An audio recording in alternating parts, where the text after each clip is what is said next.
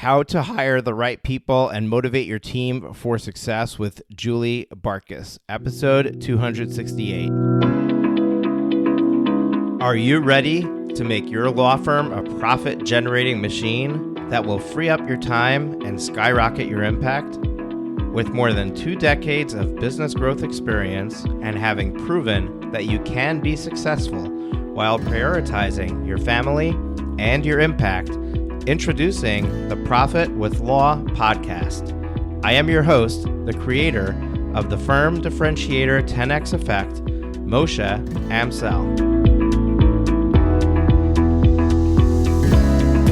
Well, hello and welcome to another amazing guest interview here on the Profit with Law podcast. I'm your host, Moshe Amsel, and I have a treat for you today. Our guest today is Julie Bartkus. Julie is an award-winning business owner, internationally known speaker, coach, and best-selling author for more than 20 years. She's been helping leaders across the globe experience a workplace detox so they can cultivate a more harmonious workplace culture that leads to higher productivity, staff retention, and profits. The reason I'm really excited to talk to Julie today is because we find ourselves currently in a very unique work environment. It is no secret that McDonald's can't find burger flippers. It is also no secret that law firms can't find good staff. And that is happening because more and more people want a different lifestyle than what they've been getting as a worker in the past. A lot of people want to work remotely. A lot of people want more money. A lot of people want more freedom. They want to be able to take more days off. They want to be able to spend critical hours with their family. And often what we're looking for in an employee doesn't exactly translate back into what they're looking for in their employer. And Julie has unique experience in this specific arena. She's going to talk to us about things that you can do to get somebody to be interested in a job at your firm, how to really get the responses going to those ad placements that you might have out for the open position that you have. And I'm sure that we're going to talk about other things like employee retention and how to keep your employees happy and motivated as they work for you. So super excited to have Julie on the show today and to talk about this incredibly important topic. And we're going to start the same way we always do. Julie is going to tell us about herself because you guys never heard of her probably, and I never heard of her before this conversation, right? Except that I heard her on another podcast, and I had Mimi, our producer, reach out to her and say, hey, we want to have you on the show. And here she is. So Julie, this is an easy one. Welcome to the show. Tell us a little bit about yourself and your background so that our listeners know who it is behind the microphone. Hey, Moshe, it's so great to be here. Thank you for having me.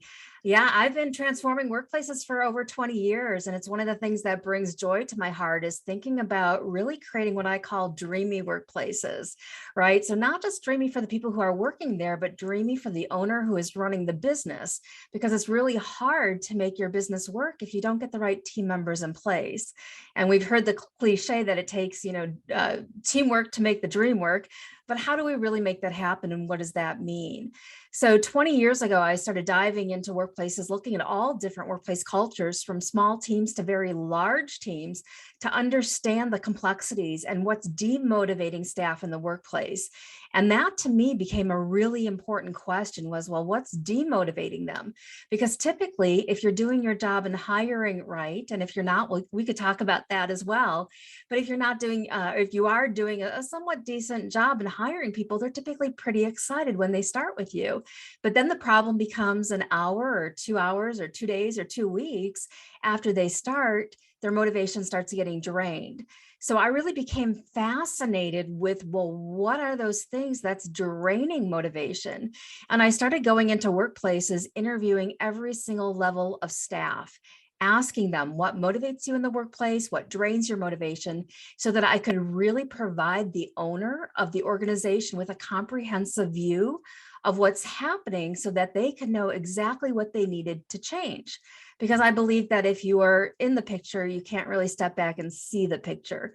You need somebody to come in and say, oh, okay, here's what's really going on. And we make a few tweaks, and then we're able to really shift the workplace culture in record time.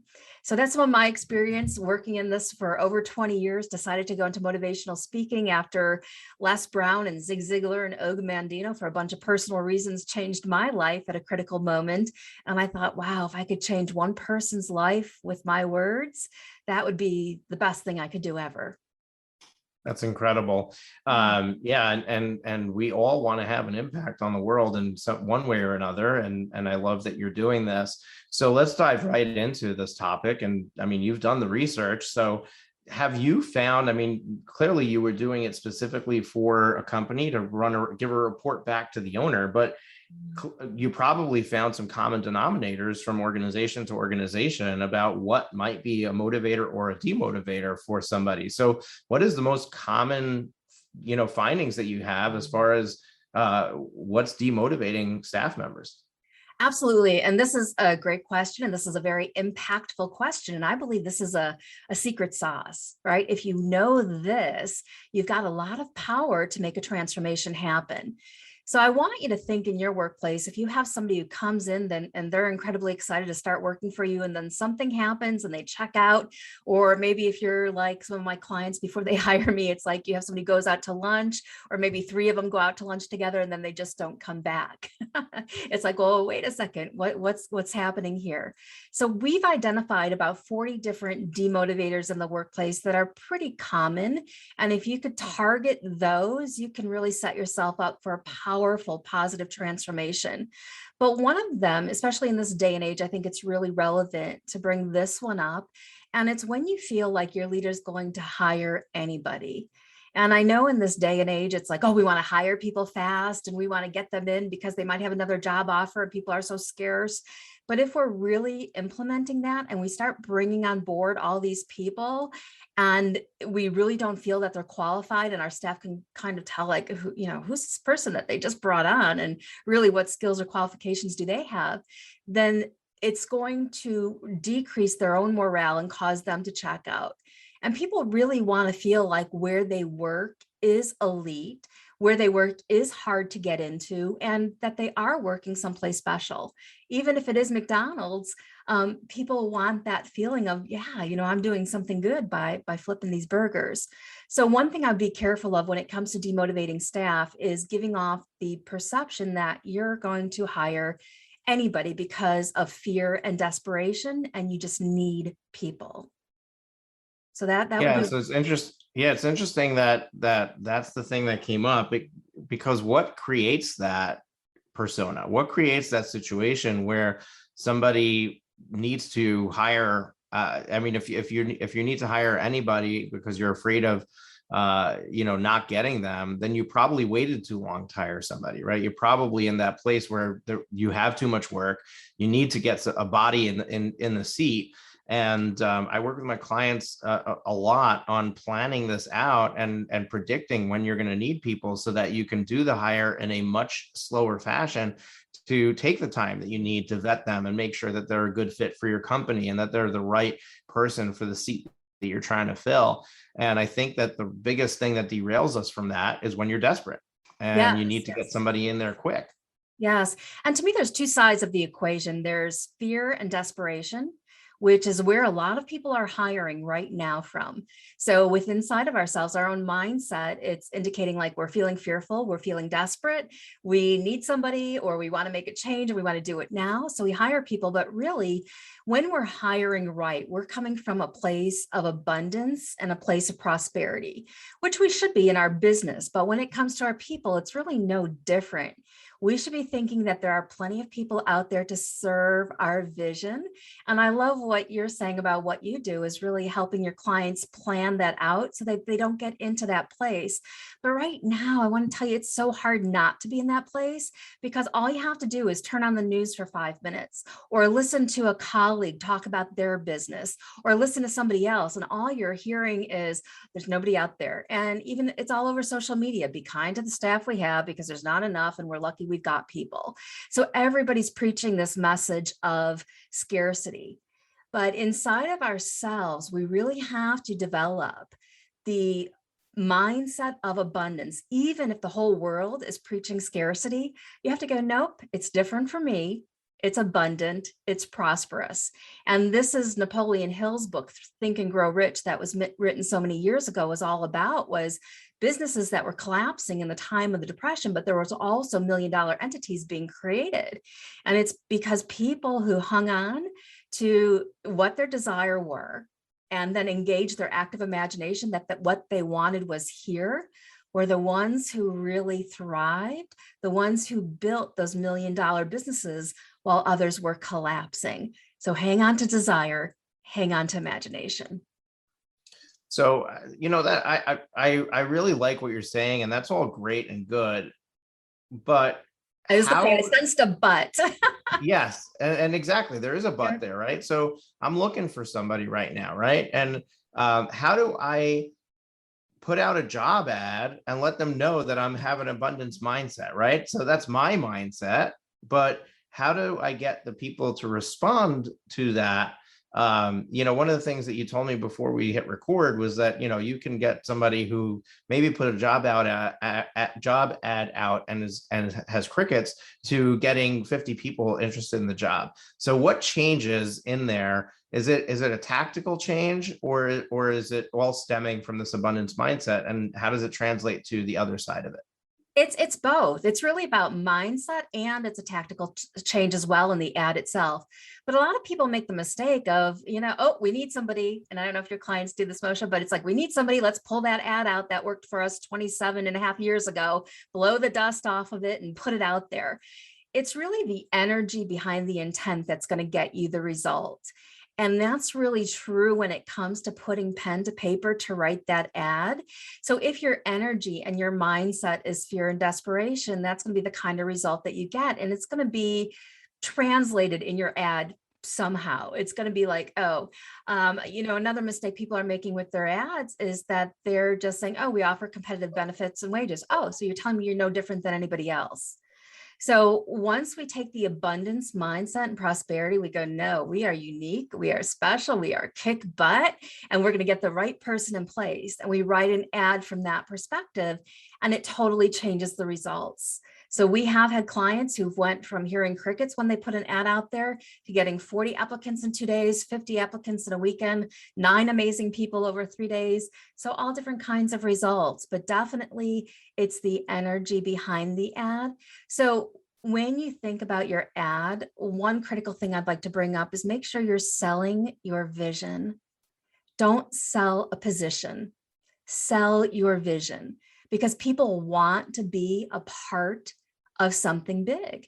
And when you ask me about staff demotivators, one of the things that I find that really demotivates staff, another really important thing, is lack of vision. When we don't know where we'd like to end up as an organization, as a law firm, as a person, what we want to do and where we want to go with our life, it's really hard to sell people into that. But if you're like, man, we want to change lives by doing this and this and this and this, you can just rally up a team of a community of followers, and you'll have people approaching you saying, you know what?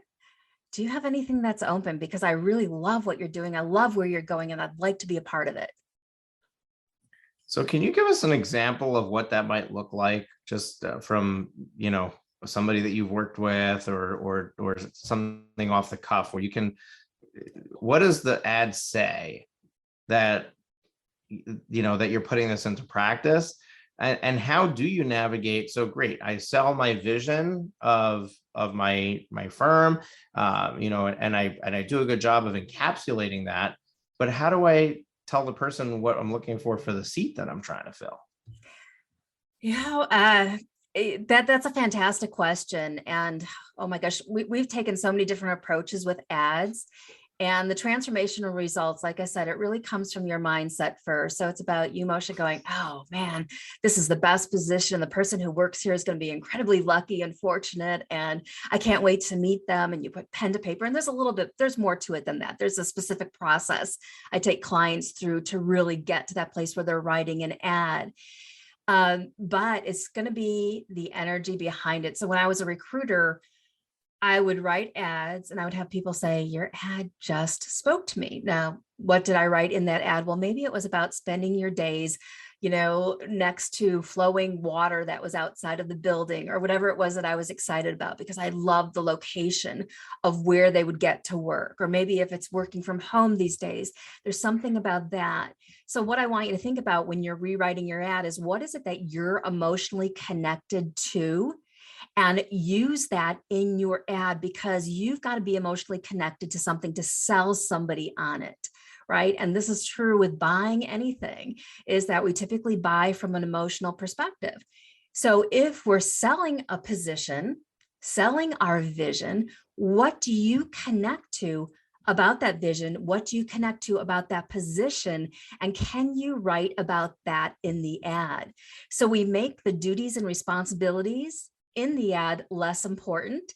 And it seems like we attract people with those things anyways, but we start off with the things that we're emotionally connected to. So if you look at your law practice and you were going to hire an assistant, what is it that you're connected to that just moves your heart and your soul and you think is absolutely fantastic? And that's what you want to put in the ad, because then you're going to be attracting the right people, as opposed to just somebody who's going to come in for the interview to mark it off their checklist and maybe come in and work for a week and then quit. You really want to get the people who are connected to the same things that you're connected with. So let's say, for example, it might be, maybe you work in children's law, you're an advocate for children, and you talk to them about making a lifelong impact in the life of a child and really having their smiles to reflect on and dwell upon at the end of the day, knowing that you've brought a family unit closer. So you can tie in these things, why you do what you do, what difference does it make, and why does that matter? You think about those questions, and then you're like, oh, okay, this is why somebody would want to work here. Because otherwise, if you're a law firm and you're like, we offer competitive benefits and wages, and you have a flexible schedule and you have this and that, they're gonna be like, okay, now let me compare that to the law firm down the street. And what are they offering? No, you want to sell a vision. You want to sell something you're connected to, so that they come in, they connect with that thing, and they are yours, and you know it, and they know it. Does that make sense? Yeah, absolutely. So do you ignore the other details that somebody was typically look for in a job ad? Like, do you not talk about the pay for that position? Do you not talk about the benefits? Or is that just buried further into the ad? I've had clients who've done it both ways. And what's really interesting to me is sometimes we leave it out altogether and they still attract the right person.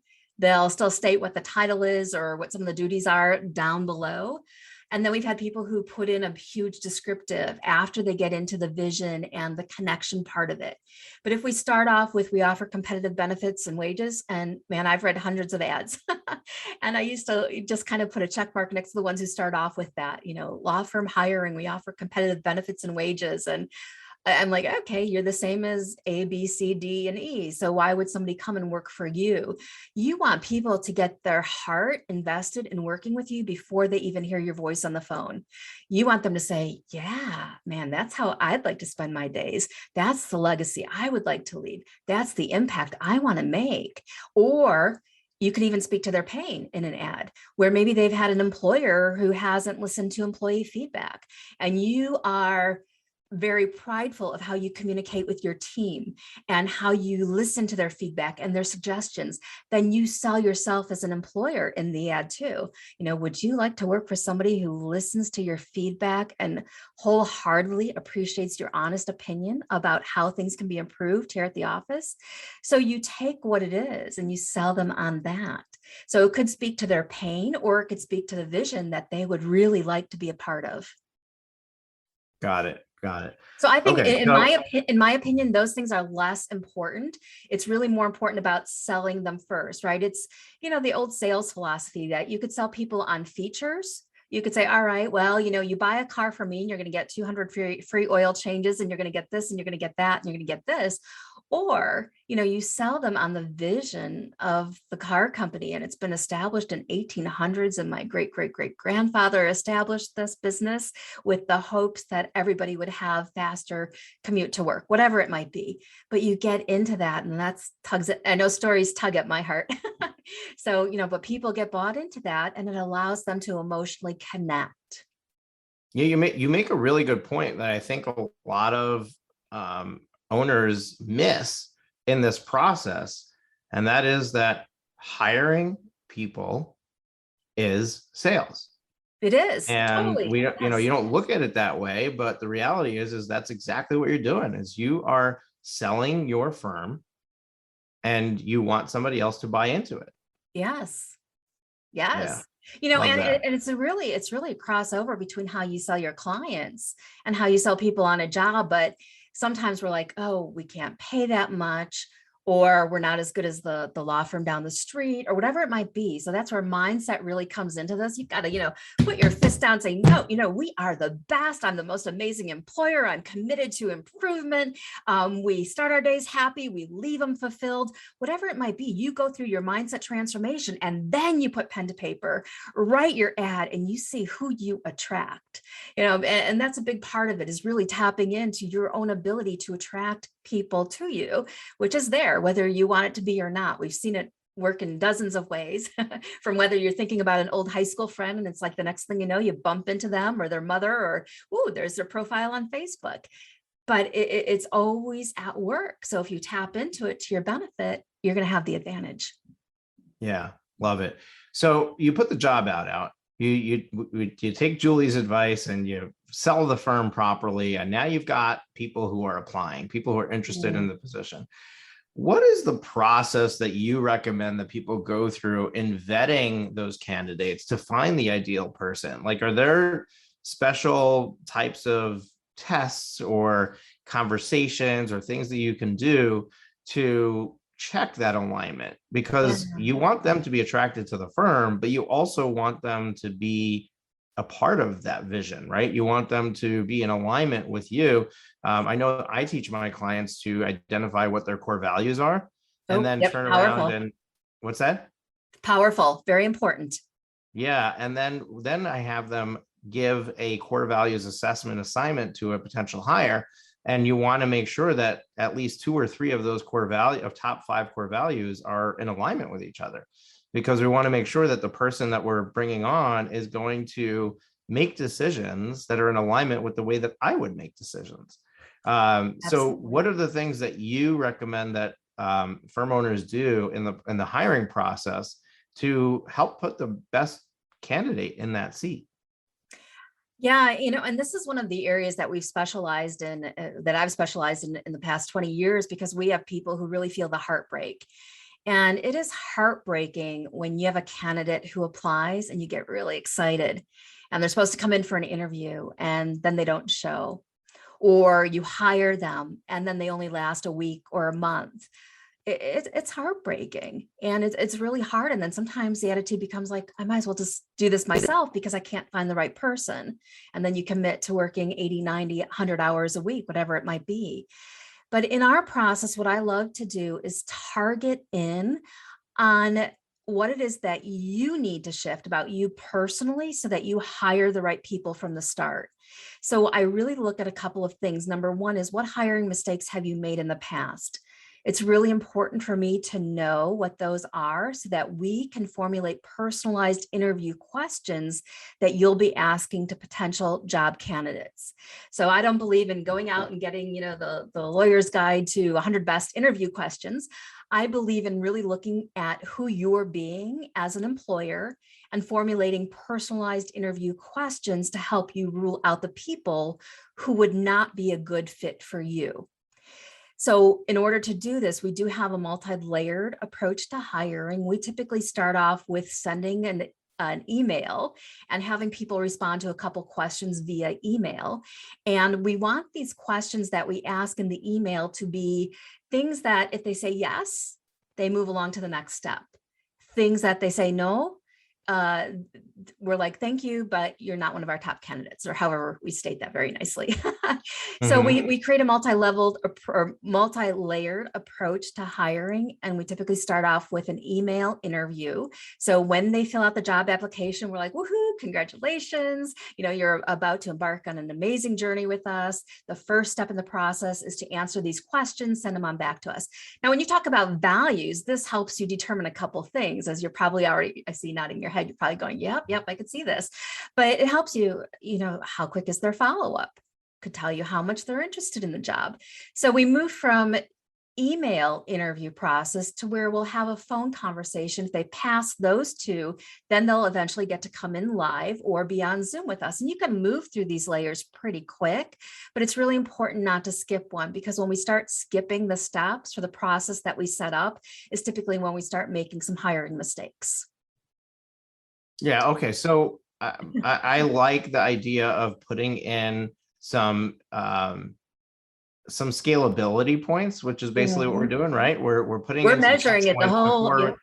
before we waste our time with the candidate. We're Yes. gonna put in some tests that are gonna eliminate some people, so we're not spending time on the phone or in an interview with every single one.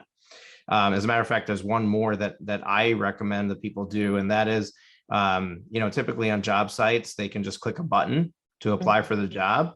So what I recommend that people do is, in the ad itself, right at the beginning, say, if you're interested in this position, do not click the apply button here. Instead, follow the instructions at the end of this job post. And at the end, it says, send an email to this email address, put this in the subject line, and, and whatever other instructions you want to put in there. What that does is, you might have 100 people click on the job ad. You might get 5 emails. Yes. And of those 5 emails, 3 of them might have the right subject line. Right. So what you're doing is you're great example. testing, right? You're testing who is really interested, who actually read the job posting, and then can follow instructions that are basic, right? Basic instructions. And if they can't follow basic instructions, or if they couldn't follow the instructions at all in the ad, then they're not interested enough, or they're not detail oriented enough to be somebody who would be a fit working in my organization. So I have even before that, because that eliminates 90% or more of the applicants right from the get-go. And why would you want to do that? Because it's sales, right? You don't want to sell to every client out there. Right. Otherwise you get all the crappy clients too. Right. You don't want them. You want to have somebody hire you because they want to work with you, because they have a strong desire to work specifically with you, not just to get their problem solved. Same thing with an employee. We have to get to the person who is the perfect candidate. The only way to do that is to eliminate all the imperfect ones along the way. So I love what you're doing with the test points and making sure that you're being strategic with your time. But now you have an interview with a candidate and you're excited about them. You like them. They passed all these initial tests, and you do that interview. Is that the last step in the process for you? Or do you think that there's more work to be done after that initial interview? And before you answer, I'm just going to say, like, when you're hiring somebody, you're entering a marriage, right? Right. I would never go on one date. Right. And then decide to propose, right? Yes. I love this. I use the dating analogy too. Because people come and they put on their best show, right? Yes. I mean, you didn't even go out to eat. You don't even know if they're saying please and thank you, and how they're handling the waiter, right? So what is the next step after a successful phone interview?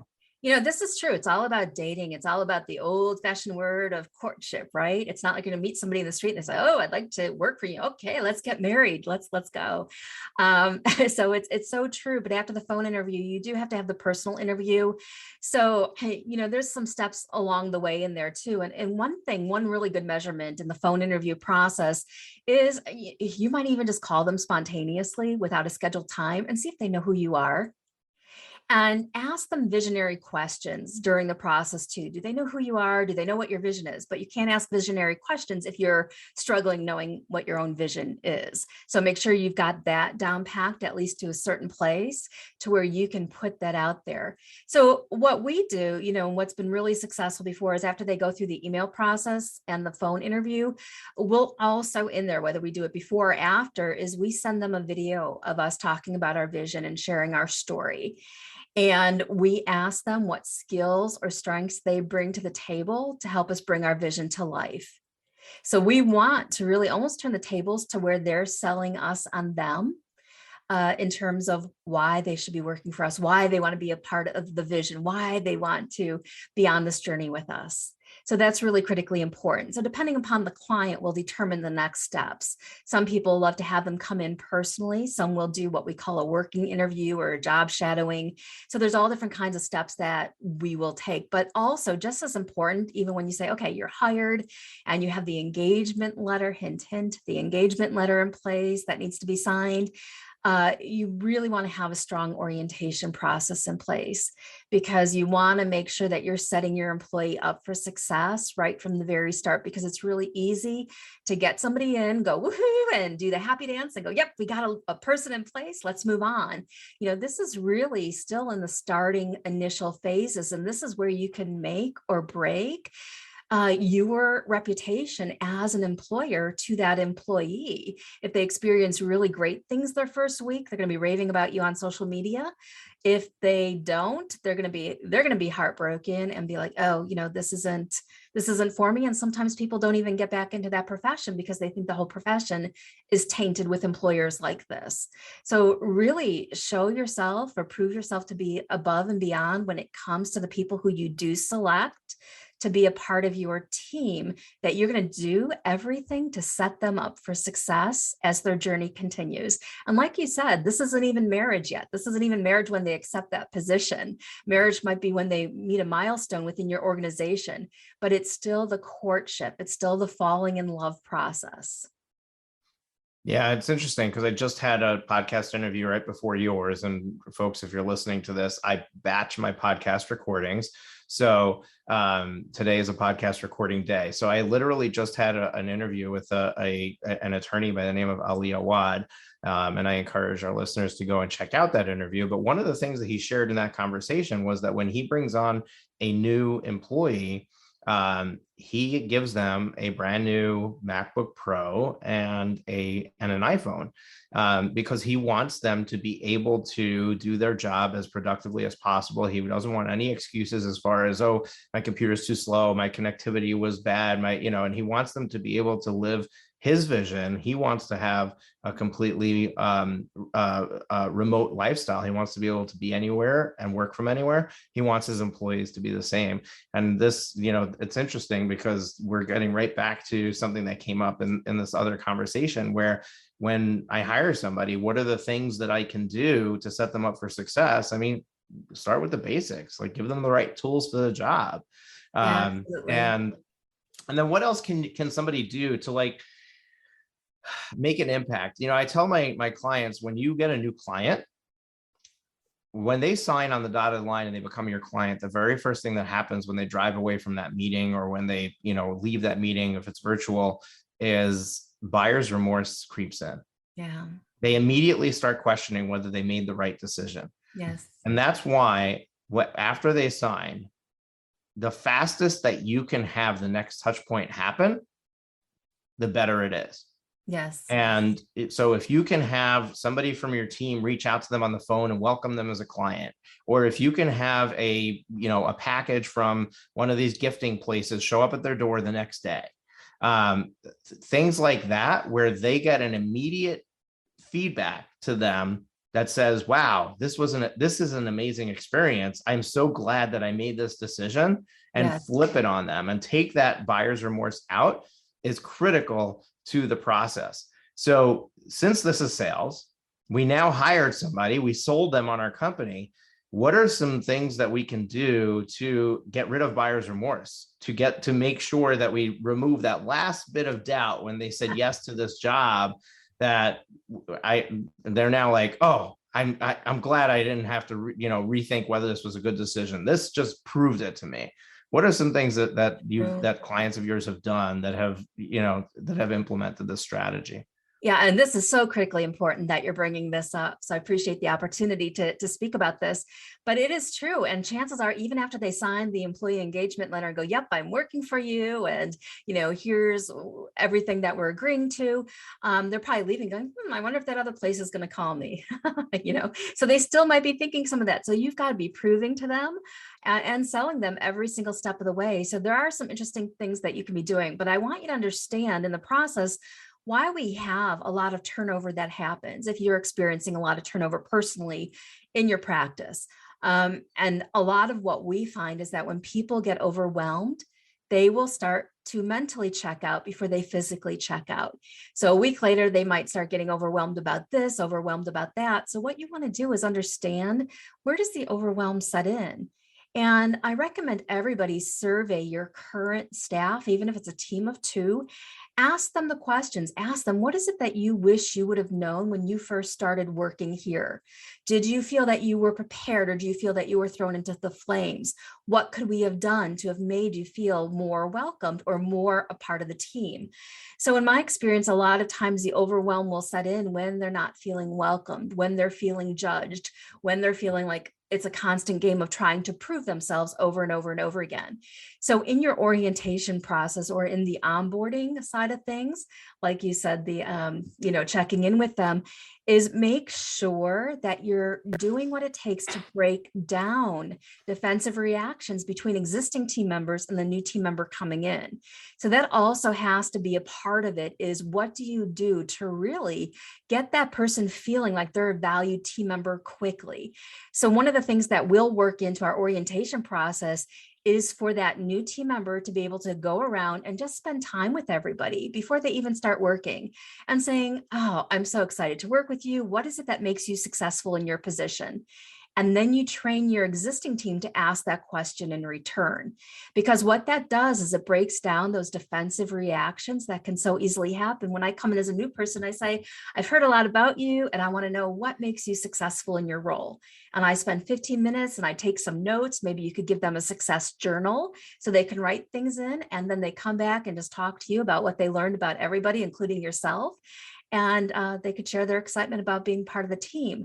But if they start learning more about people, the sooner the better, the less they'll have that feeling of overwhelm or that people don't like them or that they're not fitting in.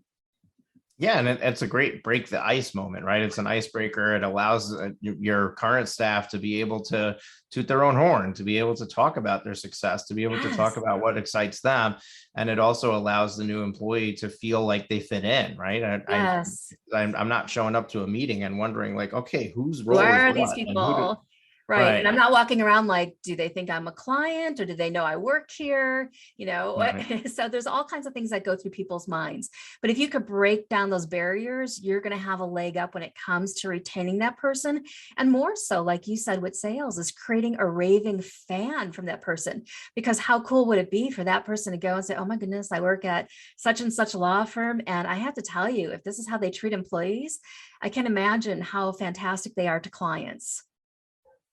Yeah, love And that's that. what you want. And You want the raves from employees because they're going to help you pull absolutely. business in. All right, so we stepped through the hiring process and we covered a lot of really interesting points there, a lot of ground. I'm sure people still have questions about that, and at the end, we'll ask how they can follow up with you and maybe maybe go deeper into some of those topics. But let's talk about, we have a staff now, right? We've got people on board, whether they're new or they're not new. They've been here for a while. What are some things that we should be thinking about doing to really get people? Because I mean, at the beginning, you talked about, what is demotivating, right? And it's interesting that you focused on the negative, because I'm a positive person. I like to focus on the positive, but by focusing on the negative, you identify the things that need improvement, right?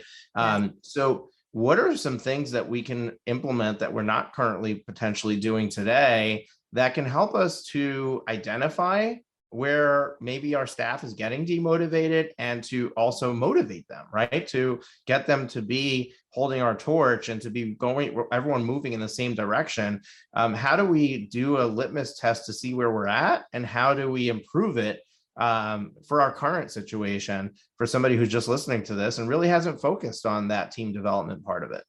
And I agree with you. Talking about what demotivates your staff can sound negative, and I'm an incredibly optimistic, positive person too, but awareness is key. And I want you to have awareness as you look at your team and look at what you're creating, because whether you like it or not, you have to look around at everybody you're surrounded by throughout the day and go, oh, I created this. Isn't this interesting?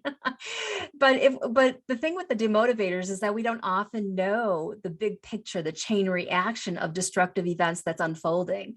So if you could do a couple of things consistently, I think it would really help you have a positive team. So one of the things you may want to consider doing is having regularly scheduled one-on-one meetings. Look at your calendar for the next 3 months, pick out some dates where you can meet with everybody, have a backup date. So if you can't do it live for some reason, you can have a backup date on Zoom. But one-on-one meetings are critically important. And it's kind of like one of the things that everybody's like, yeah, I know I should do that. But then it's like, we don't do it consistently. But it is one of the things that I have found in organizations that rebuilds or cultivates trust quicker than anything, is having those one-on-one meetings where we could have that regular feedback. And we actually have a whole process that I created. It's my opportunity for growth process, where there's actually a form involved. And then at the end of the year, when you go to do your employee performance reviews, you just take all 12 of these forms from your one-on-ones, and you could easily get your evaluations done. So it makes it super easy and fun and a lot more joyous than trying to remember a year's worth of performance. But document things during these one-on-one meetings and really be looking at, all right, well, what is it that the person needs to grow? Have objectives in place for every single employee. How do they know if they're going to be successful? And then during these one-on-one meetings, really talk about these objectives, see what support they need, see how they're doing. So that would be one definite thing I would say, is regular, consistent one-on-one meetings. Awesome. I love that. My question about these one-on-one meetings is twofold. Number one, frequency. How frequent should these meetings be happening? I think that some people do them weekly, some people do it monthly. And to me, weekly sounds like it could be a lot because the owner is pretty busy, right? And if you're committing to something that you can't keep to, that also is not helpful. So what is the right cadence for these meetings? And then the second part of that question, which you can jump right into after answering the first, is there a structure to this meeting that you think would, because I think that when we enter a meeting with structure, it allows it to be a much more productive meeting. Yeah. So what is the ideal structure for it? How do you get somebody comfortable to share things that might be negative about you, right? And people are afraid of doing that. What are the things that you can do to run this meeting in a way that you actually walk away from it with the things you needed to walk away with? Beautiful questions, and all really important things to keep in mind. So in terms of how often you should have these meetings, to me, if you're really like looking at managing your dream team, it's at least once a month. Actually, I think once a month would be perfect. Now, I have leaders who will fight me on this saying I can't do it once a month, depending upon the industry. But if you could do it once a month and do it consistently once a month, that will bring about change. And that's what we have to understand as a leader. The biggest thing I need to do is to bring about change to my organization. And to know what that change is. What is it that you want to accomplish over the next 12 months? Is it growth? Is it a certain financial goal? And then how are your people going to support you in this vision, in this goal? And to be talking about those things. So if you could do them once a month, I think that would be beautiful. Once a week, to me, might be like a touch-in kind of thing, but it does seem like it would be frequent. But in some cases, it might be needed, and you have to really use your judgment to say, okay, this is the situation that's going on. This is the change that I need to see, and I really need to be checking in on this more so than just once a month. So to me, once a month would be good, but whatever you can commit to doing consistently is more important, because there's another demotivator in here, and that is making commitments and promises that you don't follow through on. That's a big staff demotivator. So if you're saying, yep, we're going to meet every week, and then you're like, oh, you meet maybe once every other week, people are kind of keeping track in their minds, even not on a conscious level, but on a very subconscious level, of how many times you were kind of not following through on your commitments and promises. And then what really happens there is that team members can start modeling your negative behaviors by like 150%. So they'll take the negative and start being, oh, well, this is the protocol. Talk about values. This is the protocol. We're late for meetings. We don't do what we say we're going to do. We fall short. So we're setting that as the protocol. So we have to remember we are walking down that red carpet, and consistency and communication is key. So if plans change, that's fine, but have a backup plan, and then also communicate that with your team. Now, when it comes to the structure of these meetings, once you get a good structure in place, an interesting dynamic can happen. And that could be that your team member actually starts running the meeting for you so that you basically come and show up and you're there to support your employee. So it becomes less and less work on your part and a little bit more on theirs, but they're naturally thinking about their own performance, where they can improve, where they can grow. So what we want to do is really look at the meetings. And if you haven't had a meeting in forever, what I recommend is even getting 5-minute meetings on your schedule and just do a compliment meeting. And it sounds crazy, but you hired these people because of the brilliance that they bring to your team. And maybe they haven't heard the words in a week or a month or maybe several years. So it's really good just to get one-on-one meetings scheduled and let them know that you are dedicated to transforming your workplace into creating the absolute best workplace to work. That is your goal, that is your objective, and you can't do it alone. You need their help. So you get their buy-in on what your objective is. And to kick off the process, I'm going to have 5-minute meetings, and I'm going to give you 5 minutes of my undivided attention just to let you know everything that I feel that you are doing right, that you're bringing to the team, that you're bringing to the vision that we're working towards creating. So that's how I would start it. Then as you progress, you make the meetings longer, and you can work in the dynamic of having a success celebration, talking about what's going right, because studies show that if you focus on what people are doing right, they're going to focus on that more and do more of that thing. But you could also talk about what it is that they're going to be working on for the next month. What changed? What do you need them to be doing more of or differently? And I like to use more of or differently because they might be doing some things really cool and you need to see more of that. And what support do they need from you? And I actually put this in paper format in our process so that we both sign off on it. We say, okay, you say you've got this. You don't need any support from me. We're signing away on that. And then we'll put this in your file and we'll revisit in a month, see how you did on this. But in the meantime, if you need support, let me know. And then eventually, as you evolve with the meetings, the structure becomes not only that, but also you saying, okay, what is it that I can be doing more of or differently as your supervisor? What is it that you see from your perspective? So once they trust the process, they'll start trusting you in their ability to give you feedback and you not holding it against them, which is another demotivator that has happened a lot in different workplaces where it's like, oh no, the employee feels this way. So now I've kind of got this mental check against that person. Yeah, this is incredible. And I love the idea of a compliment meeting and just doing 5 minutes and just making it all about them. Yeah. I would like one of There's those. I would like one of those. Yeah, remember, there's another human being on the other side of that, right? And who doesn't Exactly. like to be told that they're doing a good job? Who doesn't like being told, given an attaboy? And I get it. This could be hard, right? What if somebody is not performing to the level that you want them to? You might feel like you can't give them a compliment. And I don't know what your thoughts are on this, but I think that you have to question, why are they not performing to the level that you want? Is it possible it might be because you haven't done any attaboys, right? Because you haven't told them they're doing a good job. So they're not getting the positive feedback they need, which puts them into a negative loop. Absolutely. So maybe find something that you can honestly give them credit for, like something that find something they are doing right and give them a compliment on that, so that they can start to feel good about it. Because once they feel good about that, they're gonna be like, okay, what else can I do to make him notice, right? What else can I do to, to get another compliment?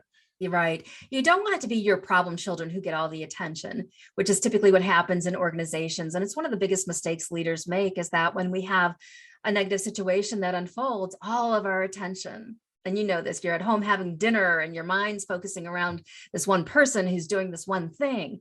But switch your mindset and let your attention go to, like, yeah, I've got 5 people who are doing the right thing.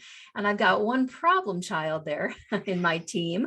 But I know that I could at least help them become aware of what I'm seeing. And if you're not giving your employees awareness about their less desirable behaviors or things that they need to change or things that they could be doing differently, we're really shortchanging them out of the opportunity to grow. So if they're bought into the vision, that's the kind of conversation I would have with them and talk about what, if you can't pay them a compliment on their current performance, talk about why you hired them. Talk about the brilliance that they were bringing to the table when they first started, and how you were so excited to bring that to life and see that come to life in a bigger way. And it doesn't mean that we don't have the difficult conversations, and we may need to have some of those conversations sooner than later, but it does mean that there's always something positive that you can focus on to help you bring more of that to life. Yeah, that's incredible. There's so much more that we can dive into, Julie. I There know we're is just probably touching like the 3 tip of the days, iceberg. What's that? like 3 days. Yeah, this is just the tip of the iceberg, but it's been incredibly informative, and I think that it'll help a lot of people who are navigating this particular problem right now. Everybody's got a different stage of their business that they're in, but if you're in the business where you need to ramp up, you need to bring people in through the door, or if you have a team that's working for you and you just don't feel like everyone's on the same page, everyone's pulling in the same direction, you don't feel efficient, you don't feel like you're doing a good job as a leader, these are some things that you should think about implementing today. You don't have to do any more research, you don't have to figure out how to do it. We just gave you the how to. And it could be as simple as starting with a 5-minute conversation and then putting a 20 or 30-minute call on the calendar once a month, and starting to really let your employees see that you care about them, you're paying attention to them, they mean something to you, outside of the day-to-day, oh, I do this, do that, do the other kind of thing. So I really think that there's a lot that we shared here that you can implement immediately. And if you're building your team, really some insightful stuff on how to write your job posting in a way that you're attracting the right people, some steps that you could put in along the way so that you're not wasting your time with the wrong people in the process. And really a foolproof way of getting the right people in the door who are aligned with you, your mission, as well as they're entering the right seat in the organization. They're qualified for the things that you need them to do, or they are able to learn them and you've tested that they can learn them in the capacity that you need. I really enjoyed this conversation, Julie, and Me too. we're out of time. So that's why I'm giving with a quick wrap up here. What we're going to do is we're going to do two things with you. First, if you can leave our audience with one final tip, key piece of advice, that from your vast experience, you can leave them with this one thought that would really be impactful, what would that be? And then the second thing is if somebody really enjoyed this interview and wants to take a next step with you, they want to reach out to you, they have more questions, or they want to know how they can work with you, or anything like that, what is the next step that you'd like our listeners to take with you to get more involved in your world? Sure. Thank you. And thank you for that opportunity. The last tip I'd like to leave everybody with that I think is maybe just one of the most important tips is to pay attention to your own mindset. And this could be a whole conversation in itself, of course, but think about the negative thoughts that you have as a leader, as an owner. And if you start having negative thoughts about an employee, if you start having negative thoughts about a position you have, write those negative thoughts down and then work on transforming them. But when you start emotionally checking out of your business because you're so overwhelmed by the thoughts that you're thinking, nobody else is going to be able to connect with you, clients or staff. So pay very close attention to the negative thoughts that you're thinking and know that for each one of those thoughts, there is a solution that can totally transform and change your mindset and help you reconnect with your baby, the business that you love, the business that you created. How was that for Awesome. last tip? Okay. If you've enjoyed this, please feel free to reach out to me. You can visit my website, Julie Bartkus. I'll spell that for you. Julie, last name Bart, as in Tom, Kus. So juliebartkus.com. And there is an opportunity there to get a free session with me. So you can reach out to me via the website. You can also find me on Facebook and LinkedIn, or feel free to give me a call at 800-211-5671. Folks, we're going to leave all of that in the show notes. So right below the episode in the podcast player, you should be able to click on the show notes. If not, you can click on the URL to go to this episode on our website, where the detailed show notes will be, and all of this stuff will be linked in as far as how you can linked up, how you can connect with Julie and take a next step with her. Julie, this has been a great conversation. Like I said before, I really think that this was impactful in many different ways, and it's the right message at the right time. This is perfectly what people need to hear right now in the current labor environment. Lawyers are experiencing significant growth right now, and at the same time, they're having trouble growing with it because of the workforce and the labor force that's out there. And I think that you're right. Like, yeah, it might be hard to find good people, but what you need to do is you need to get somebody to be attracted to you as an organization, with your mission, the way that you operate, maybe the style that you have with your employees. And you have to be able to put that at the front. You need to be able to paint the right picture for them to get them attracted to you as an organization. And so you got to start with changing and rewriting the way that you put the job ad out there to really make it more about what they're going to experience and less about, what you need. So folks, if you enjoyed this episode and this is your first time listening to the podcast, we have a ton of conversations like this, and you want to make sure you hit the subscribe button so that you get notified every time that we release a new episode. We do that twice a week, every Tuesday and every Thursday. Tuesdays, it's just me behind the microphone sharing with you whatever is on my mind at the time. Usually it's good stuff. Sometimes maybe not, I don't know, but I like to think that the content that I produce is good. But on Thursdays, I bring in other people. We have these amazing interviews, and that's the best content because it's not me. There's experts out there who really know their area of expertise, and we're just finding them, and we're having conversations and hopefully extracting that amazingness for you. So make sure that you're subscribed to the podcast and that you come back and tune in to us on Tuesday when we have our next episode get released. Thank you so much. Take care. Have a great day, and we'll talk to you soon. Have you been enjoying the show? We sure hope so. To make sure you never miss an episode, be sure to hit the subscribe button in your podcast player app. Next week, we will be back with more valuable resources and ideas on how to break the mold and take your law firm to the next level.